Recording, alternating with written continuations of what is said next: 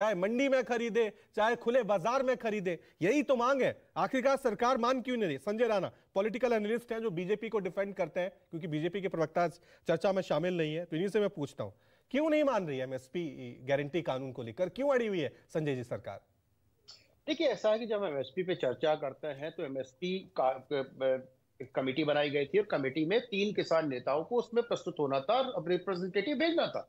लेकिन आज तक 26 महीने हो चुके हैं पुराने आंदोलन की अगर हम चर्चा करें, लेकिन 26 महीने से कोई भी 3 नेताओं का नाम ये दे नहीं पाए। नंबर 1। नंबर 2, देखिए ऐसा हो कि एमएसपी बना देने से, एमएसपी कानून बना देने से समस्याओं का हल नहीं हो जाएगा। आपको 1-2 एग्जाम्पल देते हैं। 2014 में वीट का जो एमएसपी प्राइस था 1400 रुपए था, आज है संजय जी थोड़ा सा 2275। रोक रहा हूं, संजय जी रोक रहा हूं, राकेश टिकैत इस वक्त कुछ बोल रहे हैं, सुन लेते हैं उनको। ये बनाने का एक प्रोग्राम करा है। दिल्ली की तरफ को जाने वाले हाईवे, जो खास करके डिवाइडर हाईवे होंगे, उस पर ट्रैक्टर लगाओ। अब जैसे ये हरिद्वार से दिल्ली हरिद्वार रोड है, तो इस पे हरिद्वार, मुजफ्फरनगर, मेरठ और गाजियाबाद के लोग रहेंगे।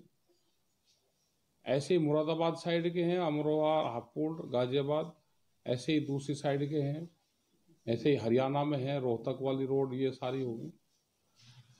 तो एक नए तरीके का विरोध प्रदर्शन करने का ये प्रोग्राम बनाया, जिससे सरकारें बात सुने, सरकार के दिमाग से किसान शब्द ना निकले। तो ये हमको प्रोग्राम करने पड़ते हैं सब। तो इतनी लंबी ये ट्रक चैन रहेगी तो इतने ट्रैक्टर कहाँ से अरेंज किए जाएंगे? यही तो किसान लेकर आएंगे, दुखी किसान सब आएंगे। देखो, किसान की हालात खराब है। किसान जमीन बेच के तो अमीर हो रहा है, लेकिन अपनी फसल बेच के। राकेश टिकैत कह रहे थे कि इस आंदोलन का मकसद है ताकि सरकारों के कान में किसान बना रहे। संजय जी जल्दी से कंटिन्यू करें, फिर प्रभात जी के पास जाना है।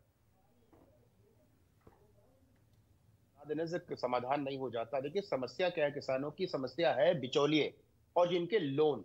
देखिए, ऐसा है कि हम और आप अगर हम लोन लेने जाते हैं तो होम लोन हम लोग को 7 से 8% दर पे मिलता है और पर्सनल लोन 1% दर पे मिलता है। लेकिन किसान को कोई भी लोन सरकारी या गैर सरकारी बैंक से नहीं मिलता। इनको कहीं ना कहीं बिचौलिया और अर्दलियों से लेना पड़ता है, जो तकरीबन 5% प्रति महीने यानी 48% सालाना के हिसाब से लोन मिलता है। तो कहीं ना कहीं ये जो फंसता है किसान, जो छोटा किसान है, वो बिचौलियों के बीच फंसा हुआ है। कहीं ना कहीं लड़ाई तो यही है ना संजय जी, मेरे पास समय कम है। लड़ाई तो यही है ना कि बिचौलियों के चक्कर में फसल का दाम ना फंसे, बिचौलियों के चक्कर में देश का किसान ना फंसे। इसी के लिए तो जरूरी है कि सरकार एक ऐसा सिस्टम बनाए जिससे देश के किसान को फायदा हो। सीधा रुख करता हूं